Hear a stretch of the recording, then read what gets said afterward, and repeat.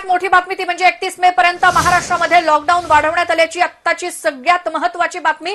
महाराष्ट्रामधला lockdown 31 मे पर्यंत वाढवण्यात आलेला आहे आणि आताच ही माहिती आपल्या समोर येते। त्यानुसार महाराष्ट्रामध्ये लॉकडाऊन 31 मे पर्यंत वाढवण्यात आलेला आहे। महाराष्ट्रात लॉकडाऊनचा हा चौथा टप्पा आणि त्यामध्ये 31 मे पर्यंत महाराष्ट्रातला लॉकडाऊन वाढवण्यात आलेला आहे आणि आजच लॉकडाऊनचा तिसरा टप्पा संपलेला आहे आणि उद्यापासून पुढचा टप्पा सुरू होणार आहे। आपल्याला सगळ्यांनाच माहित होतं, मात्र त्याची घोषणा झालेली नव्हती आणि आता महाराष्ट्रामध्ये लॉकडाऊन वाढवण्यात आलेला आहे आणि तो 31 मे पर्यंत वाढवलेला आहे। 31 मे पर्यंत महाराष्ट्रामध्ये लॉकडाऊन असणार आहे। अर्थात या अगोदर राज्य सरकारच्या अनेक बैठका सुद्धा झालेल्या आहेत। राज्य सरकारने तसे आदेश काढलेले आहेत। मुख्यमंत्री उद्धव ठाकरे आणि अनेक मंत्र्यांच्या, त्याचबरोबर शरद पवार या सगळ्यांच्या बैठका झालेल्या होत्या। त्यामध्ये चर्चा करूनच आता महाराष्ट्रामध्ये लॉकडाऊन 31 मे पर्यंत वाढवण्यात आलाय। या संदर्भातली माहिती घेऊयात। राहुल झोरी आमचे प्रतिनिधी आपल्या सोबत आहेत। राहुल, काय अधिक माहिती? श्वेता, एकंदरीत बघितलं तर चौथा टप्पा लॉकडाऊनचा हा महाराष्ट्रात देखील सुरू झालेला आहे। खरं तर या आधी सगळ्या बैठका पार पडल्या होत्या, संपूर्ण आढावा घेण्यात आला होता आणि या दरम्यान वाढत्या कोरोना रुग्णांची संख्या लक्षात घेता अजूनही एका लॉकडाऊनची गरज होती। सगळ्या मंत्रिमंडळ बैठकीत हा निर्णय देखील झाला होता। याचबरोबर मुंबई, ठाणे आणि पुण्यासारख्या ठिकाणी जो मोठा आकडा वाढतोय त्यामुळे जर लॉकडाऊन जर वाढवलं नाही तर कदाचित याचे परिणाम संपूर्ण महाराष्ट्राला भोगावे लागतील आणि या सगळ्यानंतर एक चांगला निर्णय, चौथं लॉकडाऊन महाराष्ट्रातलं सुरू झालेलं आहे। या दरम्यान काही भागात जे ग्रीन झोन आहेत किंवा जे ऑरेंज झोन आहेत त्या भागात लॉकडाऊन शिथिल करण्याचे देखील आदेश या संदर्भात देण्यात आले आहेत। मात्र नेमकं कुठली दुकानं कुठल्या वेळेत सुरू राहणार याबद्दलचे सविस्तर आदेश जे आहेत ते काही वेळातच कदाचित बाहेर येतील। मात्र सध्याची परिस्थिती बघितली तर ज्या ठिकाणी रेड झोन एरियाज आहेत, ज्या ठिकाणी रुग्णांची संख्या वाढते त्या ठिकाणी मात्र लॉकडाऊन हे अतिशय काटेकोर नियमानं पाळण्यात येणार आहे। कदाचित पहिल्यापेक्षा देखील अधिक कठोरपणे या ठिकाणी सगळं लॉकडाऊन पाळण्यात येणार आहे। धुळे असेल, मालेगाव असेल, जळगाव असेल या ठिकाणी जी रुग्णांची संख्या वाढते, मुंबई वगळता इतर भागात देखील ज्या ज्या ठिकाणी हा गोंधळ वाढतोय त्या ठिकाणी देखील कठोरपणे लॉकडाऊन राबवण्यासाठी संपूर्ण महाराष्ट्र सरकार काळजी घेताना दिसते आहे। श्वेता, अगदी बरोबर राहुल, मात्र यामध्ये कोणत्या ठिकाणी कशा पद्धतीने त्याची अंमलबजावणी असणार आहे याचे डिटेल्स घेऊच। मात्र धन्यवाद दिलेल्या सविस्तर माहितीसाठी। सध्याची एक महत्त्वाची बातमी ती म्हणजे 31 मे पर्यंत महाराष्ट्रामध्ये लॉकडाऊन वाढवण्यात आलेला आहे। याआधी राज्य मंत्रिमंडळाच्या बैठका झाल्या, मुख्यमंत्र्यांनी अनेक जणांबरोबर चर्चा केलेली आहे। तसाच ज्यावेळेला पंतप्रधान आणि सगळ्या मुख्यमंत्र्यांसोबत जी बैठक घेतली होती व्हिडिओ कॉन्फरन्सिंगच्या माध्यमातून, तेव्हा सुद्धा महाराष्ट्रातला सगळा रिपोर्ट सांगितल्यानंतर आता राज्य सरकारनं या पत्रकाद्वारे आदेश जारी केलेले आहेत। ते म्हणजे महाराष्ट्रामध्ये 31 मे पर्यंत लॉकडाऊन वाढवण्यात आलेला आहे।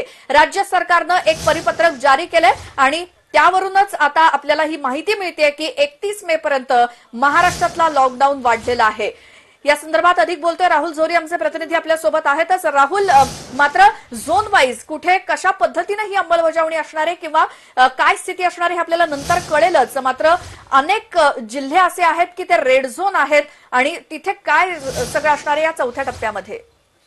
श्वेता, सगळ्यात महत्वाचं जे आहे चौथा लॉकडाऊन जो आहे त्यामध्ये मुंबई आणि शहरांमधून आपापल्या गावी परतणारी जी लोक आहेत त्या ठिकाणी गेल्यानंतर त्यांच्यात देखील अनेक रुग्ण पॉझिटिव्ह आढळल्यानंतर त्या जिल्ह्यात देखील जे जिल्हे ग्रीन झोन मध्ये होते ते देखील ऑरेंज झोन मध्ये येण्याचा धोका वाढलाय। काही जिल्ह्यांमध्ये अशा घटना देखील घडल्यात। त्यामुळे बाहेरून येणाऱ्या नागरिकांसाठी त्या त्या ठिकाणी जिल्ह्याच्या ठिकाणी काय व्यवस्था करण्यात येईल, याचबरोबर त्यांना त्याच ठिकाणी क्वारंटाईन करता येईल का याबाबत देखील राज्य सरकार विचार करते। सर्वात महत्वाचं म्हणजे ज्या बाजारपेठा उघडल्या जातील त्या ठिकाणी पुन्हा एकदा गर्दी होऊन किंवा सोशल डिस्टन्सिंगचे नियम पाळले नाहीत तर कदाचित काय धोका होऊ शकतो याचा देखील अभ्यास केला जातोय। बरोबर राहुल, थोडंसं थांबवतोय मात्र राजकीय विश्लेषक विजय चोरमारे आपल्यासोबत फोन लाईन वरती जोडले गेले। विजय चोरमारे सर, स्वागत तुमचं TV9 मध्ये। आता 31 मे पर्यंत वाढवला गेलेला लॉकडाऊन महाराष्ट्रातला, मात्र या दरम्यान या टप्प्यामध्ये असणारे निर्बंध थोडे वेगळे असतील, नियम वेगळे असतील असं सांगितलं जात होतं, काय म्हणाल यावरती? लॉकडाऊन वाढवणार हे गृहीतच होतं या काळात, कारण सरकारला लॉकडाऊन हाच या करोनाच्या वरचा एक उपाय आहे असं वाटतंय। ते बरोबर नाही। खरं तर जिथं कंटेनमेंट झोन आहे त्या कंटेनमेंट झोन मधल्या तरतुदी अतिशय कडक करून अन्य ठिकाणी अधिक चांगल्या रीतीनं लोकांना मोकळीक द्यायला पाहिजे. ज्या वेळा आहेत त्या वेळांच्या संदर्भात शिथिल करायला पाहिजे. कारण करोना ही गोष्ट 31 मे ला थांबणार नाही, ती जून मध्ये थांबणार नाही किंवा जुलैमध्ये थांबणार नाही, हे लक्षात घ्यायला पाहिजे. त्यामुळे हे लॉकडाऊन तारीख पे तारीख किती काळ तुम्ही वाढवत राहणार याचाही सरकारने विचार करायला पाहिजे. कारण लॉकडाऊन हा यावरचा उपाय नाही, तर कंटेनमेंट झोन मधल्या तरतुदी कडक करणं हा यावरचा उपाय आहे. आणि अन्य ठिकाणी ज्या लोकांना जे सामाजिक शारीरिक अंतर असेल ते अंतर ठेवण्यासंदर्भात, स्वच्छता पाळण्यासंदर्भात, मास्क लावण्यासंदर्भात, या संदर्भात ज्या गोष्टी आहेत त्यांचं अतिशय काटेकोर पालन होईल याकडे लक्ष द्यायला पाहिजे.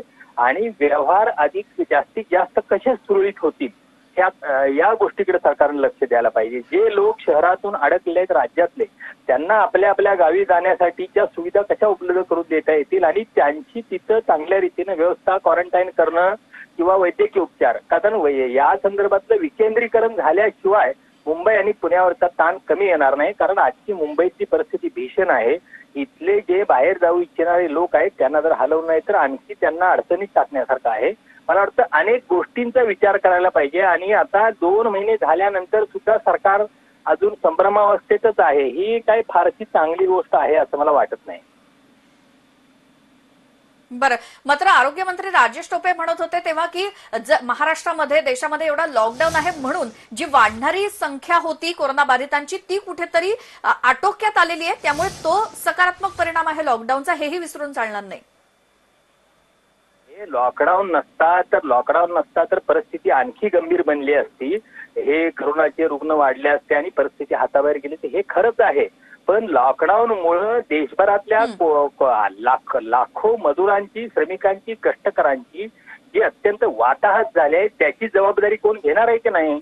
म्हणजे करोनापेक्षाही, करोनाच्या रुग्णांच्या पेक्षाही अत्यंत वाईट अवस्था या श्रमिकांची झाली, त्याची जबाबदारी कोणाची? त्यांच्या हालाबद्दल किंवा त्यांना जे यातना सोसाव्या लागल्या, सोसाव्या लागत आहेत त्याची जबाबदारी कोण घेणार आहे? कुठलं सरकार घेणार आहे? केंद्र सरकार घेणार आहे का राज्य सरकार घेणार आहे? लॉकडाऊन अथायलाच पाहिजे, लॉकडाऊनला आक्षेप नाही, पण एकाच मर्यादेपर्यंत त्याचे परिणाम असतात.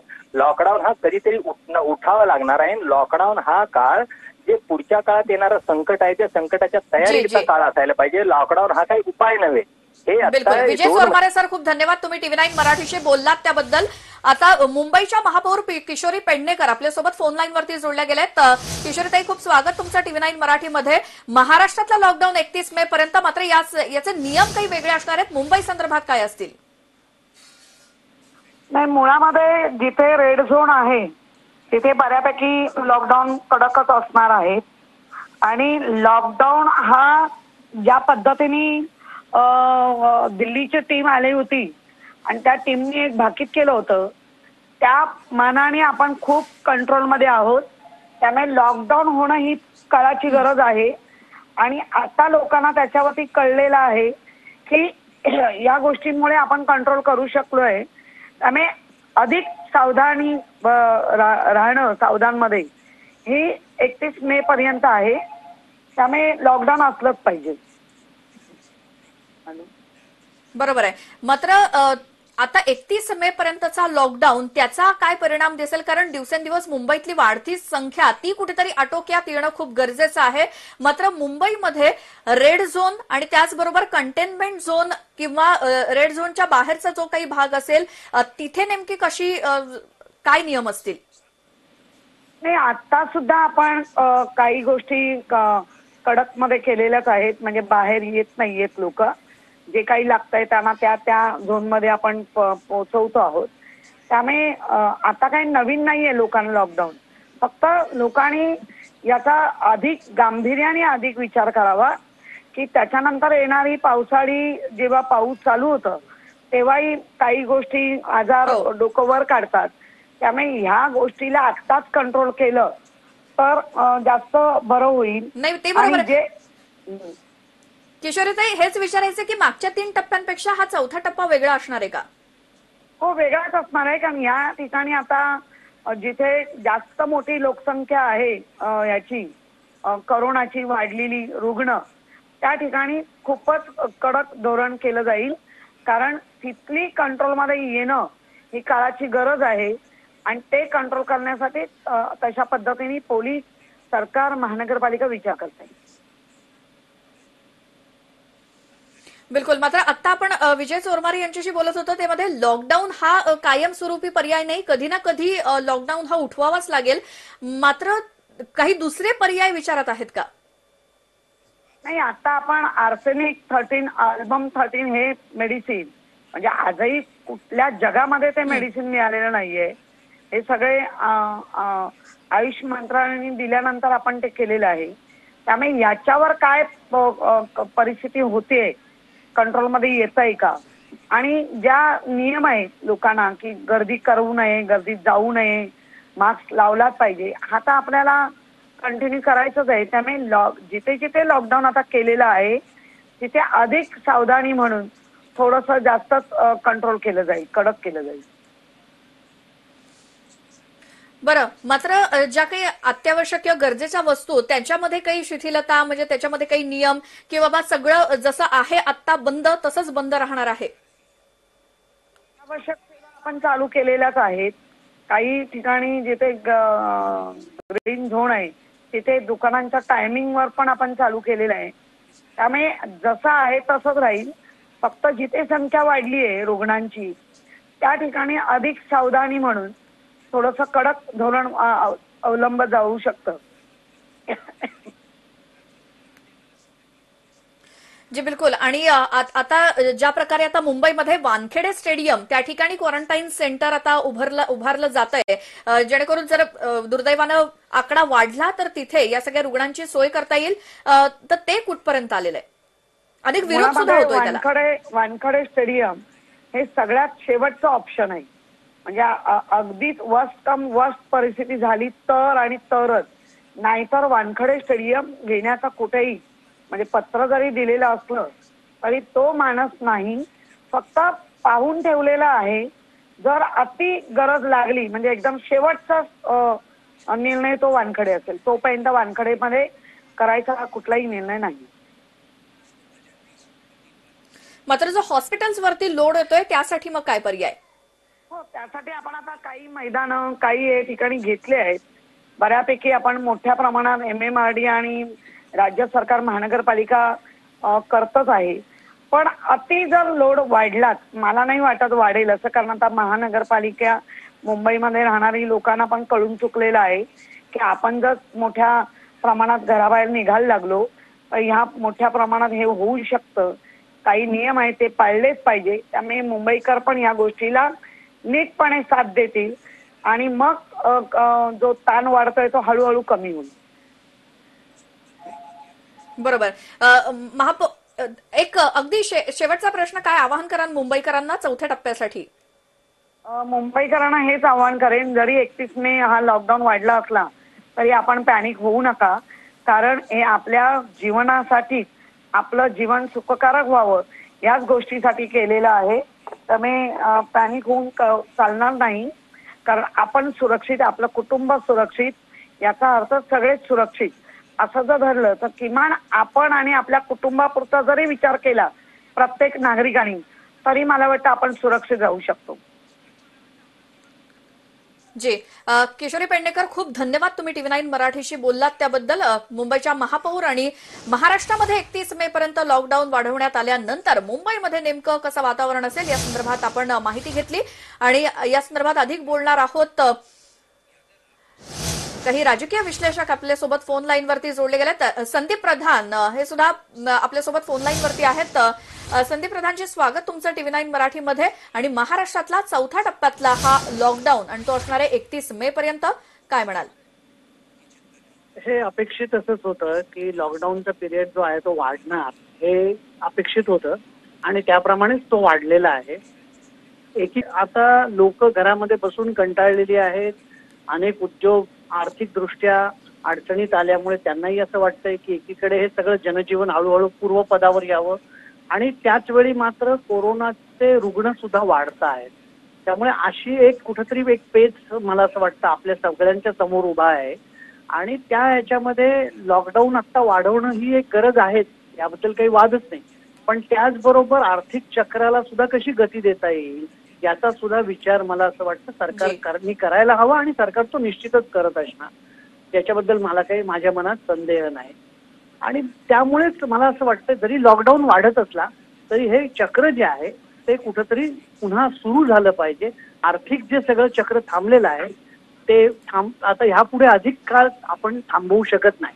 दुसरा जो एक मुद्दा आहे तो असा आहे की एकीकडे कोरोनाचे रुग्ण वाढतायत हे बरोबर आहे, पण एकीकडे जर हर्ड इम्युनिटी निर्माण व्हायला हवी असेल तर ती कशी निर्माण होणार? म्हणजे जास्तीत जास्त लोकांमध्ये हे पसरल्यानंतर एक काही विशिष्ट लोकांची मध्ये त्या आजारासंदर्भातली एक प्रतिकार क्षमता निर्माण होणार का?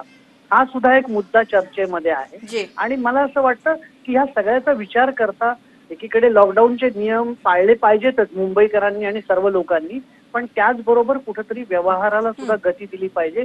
आणि जेणेकरून एक हर्ड इम्युनिटी तयार झाली, समाजातल्या बहुतांश लोकांमध्ये जर एक प्रतिकार क्षमता तयार झाली तर हे संकट हळूहळू मला असं वाटतं आपल्यापासून दूर जाऊ शकेल. बरं संदीपजी, आता एक आणखी महत्वाची गोष्ट की राज्यामध्ये जे जे ग्रीन झोन आहेत तिथे थोडीशी सूट मिळेल या चौथ्या टप्प्यामध्ये असं वाटत होतं, पण तसं झालेलं नाहीये. ग्रीन झोन सकट सगळीकडे लॉकडाऊन तसाच असणार आहे. म्हणजे निश्चित मी आता जे म्हणालो तेच आहे की ग्रीन झोन असेल, ऑरेंज झोन असेल, तिथल्या उद्योगांना, तिथल्या व्यावसायिकांची अशी इच्छा होती की अपेक्षा होती की यात काहीतरी सूट मिळेल, व्यवहार सुरू होतील, आर्थिक जे चक्र रुतलेलं आहे, काळामध्ये थांबलेलं आहे ते कुठेतरी सुरू होईल. पण आता असं होत नाहीये. कदाचित एक भीती प्रशासन आणि शासनकर्त्यांमध्ये आहे की जर समजा आम्ही लॉकडाऊनचे नियम शिथिल केले काही भागामध्ये आणि तिथं मोठ्या प्रमाणावरती एकदम अचानक समजा कोरोनाचा फैलाव झाला तर मग त्याच्यातून हा ग्रीन झोन पुन्हा रेड झोन मध्ये येईल का किंवा ऑरेंज झोन रेड झोन मध्ये येईल का, या पद्धतीच्या एक शंका आणि एक संभ्रम किंवा एकूणच एक संकटाची जाणीव मनामध्ये किंवा आपण ज्याला म्हणतो मनात पाल शंकेची चुकचुकते तशी चुकचुकणं स्वाभाविक आहे. पण शेवटी मी मगाशी म्हटलं तसं की एकीकडे आपल्याला काही नियंत्रणं ठेवायची आहेत, पण त्याचबरोबर हळूहळू जनजीवन कसं पूर्वपदावर येईल आणि सोशल डिस्टन्सिंग आणि एकूण मास्क वगैरे वापरून आणि एक सुरक्षेचे उपाययोजना करून हे कसं हळूहळू सुरू करता येईल. आणि मला असं वाटतं यामध्ये नागरिकांचा फार मोठा रोल आहे. त्यांनी जर समजा याचं गांभीर्य लक्षात घेऊन सोशल डिस्टन्सिंग आणि याचे नियम पाळले तरच हे हळूहळू पूर्वपदावर येईल. जर लोक आपण गर्दी करायला लागलो, आपण अनेक नियम धाब्यावर बसवायला लागलो तर मला असं वाटतं की याच्यातून काहीच साध्य होणार नाही. त्यासाठी नागरिकांची जबाबदारी सुद्धा तेवढीच महत्वाची आहे. बरोबर बरोबर. मात्र संपूर्ण देशासाठी केंद्राच्या गाईडलाईन सुद्धा आज येणार आहेत, कारण संपूर्ण देशातल्या लॉकडाऊनच्या तिसऱ्या टप्प्याचा आजचा शेवटचा दिवस आहे. त्यामुळे उद्यापासून ते सुद्धा घोषणा होईल. मात्र जे काही गाईडलाईन्स येणार आहेत ते अजून आलेल्या नाहीयेत. त्यामध्ये नेमकं काय असणार आहे याकडे सुद्धा लोकांचं लक्ष लागलंय, कारण अनेक जण वाट पाहतायत आता उद्यापासून काय सुरू होईल, काय बंद होईल याकडे. केंद्र सरकारच कदाचित याबाबतची घोषणा करेल, त्यामुळे राज्य सरकार याबाबत थोडंसं सायलेंट राहिलेलं आहे. त्यांनी काही फार त्याच्यामध्ये भूमिका घेतलेली नाही, कारण केंद्र सरकार देशव्यापी असा विचार करून काय सूचना करतंय आणि मग त्याच्यामधल्या कुठल्या सूचनांची अंमलबजावणी तातडीनं करणं राज्य सरकारला सोयीस्कर आहे, त्याचा विचार करूनच पुढे निर्णय होईल. त्यामुळे केंद्राच्या काय गाईडलाईन्स येतात याच्यासाठीच कदाचित राज्य सरकार थांबलं असेल आणि त्यामुळेच राज्यांनी फक्त केवळ लॉकडाऊन एक्सटेंड केलेला आहे, अजून कुठलंही रिलॅक्सेशन जाहीर केलेलं नाही. केंद्राच्या गाईडलाईन्स नंतर राज्य सरकार त्याबाबतचं आपली भूमिका असेल ती निश्चितच जाहीर करेल, यात काही वाद नाही. बरोबर. आणि महाराष्ट्रातलं लॉकडाऊन उठवण्यासंबंधी तर आता कोणताही विचार नाही, हे आधीच मुख्यमंत्र्यांनी स्पष्ट केलेलं आहे. त्यामुळे आणि तो उठवायचा झाला तरी टप्प्याटप्प्यानं त्यामध्ये शिथिलता दिली जाईल. त्यामुळे आता 31 मे पर्यंत तर कोणतीच तशी गोष्ट नाही, आणि जर उठवायचं झाल्यास आणखीन पुढे जून महिना सुद्धा उजाडणार आहे. त्यामुळे तशी मानसिक तयारी सुद्धा सगळ्या नागरिकांनी करायला हवी. हो, प्रश्नच नाही. म्हणजे आता 31 मे ही जी आपण तारीख आहे म्हणतोय तर ती काही अंतिम आहे असं आता म्हणता येणार नाही. या भविष्यामध्ये कशा पद्धतीनं रुग्णसंख्या वाढते, काय होतं याच्यावर सगळं अवलंबून आहे. आता हा मी मगाशी म्हटल्याप्रमाणे हा पेच जो आहे हाच आपल्या समोर मोठा आहे की एकीकडे काही आर्थिक प्रश्न आहेत आणि एकीकडे कोरोनाचं संकट आहे. आता याच्यातून मार्ग कसा काढायचा, किती काळ आपण आर्थिक चक्र सुद्धा थांबवून ठेवायचं हाही एक मुद्दा आहे. पण त्याचबरोबर कोरोनाच्या रुग्णांची संख्या वाढते त्याचं भय हे सुद्धा एक तेवढंच आपल्या दृष्टीने एक मुद्दा आहे. आणि हर्ड इम्युनिटी तयार होण्यासाठी आपण काय केलं पाहिजे, का थोडंसं आपण व्यवहार सुरू केले तर हर्ड इम्युनिटी वाढण्याला मदत होईल, याचा सुद्धा विचार केला पाहिजे. कारण ह्याबाबत वेगवेगळी मतं आहेत आणि जी. वेगवेगळ्या तज्ज्ञांची वेगवेगळी मतं असल्यामुळे संदीप आपण प्रधानजी. थोडेसे संभ्रमावस्थेत आहोत. जी, संदीप प्रधानजी, खूप धन्यवाद. तुम्ही TV9 मराठीशी बोललात त्याबद्दल. आणि या संदर्भात आपण अधिक बोलणार आहोत. गृहराज्यमंत्री सतेज पाटील आपल्यासोबत फोनलाईन वरती जोडले गेलेत. सतेज पाटीलजी, स्वागत तुमचं TV9 मराठीमध्ये. आता लॉकडाऊनचा चौथा टप्पा महाराष्ट्रामध्ये, काय नेमकं चित्र असेल? गरजेचं आहे म्हणून राज्य शासनानं हा निर्णय घेतलेला आहे चौथ्या लॉकडाऊनचा, परंतु बऱ्यापैकी अति शिथिल केलेले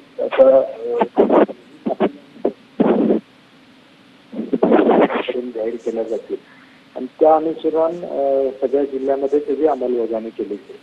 मला वाटते, कारण की देशाचा आकडा बघितल्यानंतर आपल्या राज्यातली आकडेवारी वाढत चाललेली आहे. ते चिंतेची बाब आहे आणि अशा अनुषंगानं आपण राज्य म्हणून दक्षता घेणं अधिकृत आहे, तीच भूमिका राज्य शासनाची. बरं, पण 3 लॉकडाऊन पेक्षा हा चौथा काही वेगळा असणार आहे का? आता आपण बघितलं, पहिला लॉकडाऊन, दुसरा, तिसऱ्यामध्ये आपण ट्रॅक सवलती दिल्या, अनेक दुकानं चालू करायला परवानगी दिली, इंडस्ट्री चालू करायला परवानगी दिली आणि मला वाटतं जिल्हा प्रशासनाला विश्वासात घेऊन राज्य शासन नियमावली करेल आणि काही सूट प्रत्येक जिल्ह्यामध्ये आपापल्या ठिकाणी करण्याची भूमिका घेईल. आज महत्वाचा विषय आहे तो प्रत्येक जिल्ह्यामध्ये बाहेरून येणाऱ्या लोकांच्यावर जर आपण लक्ष ठेवलं, त्यांची काळजी घेतली, त्यांची वैद्यकीय तपासणी घेतली, तर त्या जिल्ह्यामध्ये तो प्रादुर्भाव वाढायचा थांबवू शकतो आपण. त्यामुळं आमचा सगळ्यांचा फोकस राहील, सगळ्या जिल्ह्यांचा, की बाहेरून येणाऱ्या लोकांची वैद्यकीय चाचणी करणे, त्यांची योग्य पद्धतीने इन्स्टिट्यूशनल क्वारंटाईन करणे आणि त्याचा प्रादुर्भाव असणाऱ्या एक्झिस्टिंग लाखो लोकांना न होऊ देणे, यासाठी लक्ष राहण्याची भूमिका आमची राहील. बरोबर. मात्र ग्रीन झोनला वगळलं जाईल अशी अपेक्षा होती, मात्र तसं काही झालेलं नाहीये. सरसकट सगळीकडेच लॉकडाऊन. नाही, लॉकडाऊन जरी ग्रीन झोन मध्ये पूर्वी देखील आपण इंटर जिल्हा वाहतुकीसाठी परवानगी दिली, म्हणजे अगदी ग्रीन झोन मध्ये जिल्हे आहेत तिथे एसटी बसची सेवा देखील आंतर जिल्हा आपण सुरू केली, म्हणजे सामान्य माणसांना जो दिलासा देण्याचा तो प्रयत्न आपण केलेलाच आहे. आता विषय राहतो तो फक्त आंतर जिल्हा प्रवासाचा. त्या संदर्भात स्पष्ट भूमिका या नवीन लॉकडाऊन मध्ये निर्गमित केली आहे. जी, मात्र कशी व्यवस्था असेल संपूर्ण राज्यामध्ये आणि पुन्हा कसं व्यवस्थापन? कारण लोक सुद्धा वैतागलेले आहेत लॉकडाऊनमुळे आणि त्यांना खरं तर मॅनेज करणं, की अनेक पोलीस जे आपलं कर्तव्य बजावतायत रस्त्यावरती उतरून, अनेकांवरती लोकांचा संताप सुद्धा निघतो आहे. तर या परिस्थितीमध्ये कसं सगळं राज्य सरकार हँडल करणार? नाही, मला वाटतं लोकांचा संताप किंवा उद्रेक स्थानिक लोकांचा नाही आहे, कारण की आपण त्यांच्या आरोग्यासाठी राज्य शासन ही भूमिका त्या ठिकाणी घेते आणि लोकांना देखील पटलेलं आहे. कारण की हे लॉकडाऊन जे काही 2 महिने चाललेलं आहे त्याला चांगल्या पद्धतीने प्रतिसाद मिळाला, ते लोकांनी राज्य शासनाला सहकार्य केलं, म्हणूनच हा यशस्वी आपण करू शकलो. कम्युनिटी स्प्रेडिंग हे आपण थांबवू शकलो. यामध्ये प्रशासनाला सहकार्य करण्याची भूमिका लोकांनी त्या ठिकाणी घेतलेली आहे आणि लोकांना देखील कल्पना आहे की ही कम्युनिटी स्प्रेडिंग कशा पद्धतीने होते. आज मुंबई असेल, औरंगाबाद असेल, जी रेड झोन मध्ये गेलेली आहे, तिथली परिस्थिती लोक टीव्हीवरून आणि सगळी माहिती घेऊन बघतात आणि त्यामुळं आम्हाला निश्चितपणे खात्री आहे की या चौथ्या लॉकडाऊन मध्ये देखील लोक योग्य ते सहकार्य प्रशासनाला करतील. शेवटी राज्य शासनाने हा जो काही निर्णय घेतलेला आहे तो लोकांच्या हितासाठी, लोकांच्या आरोग्यासाठी हा निर्णय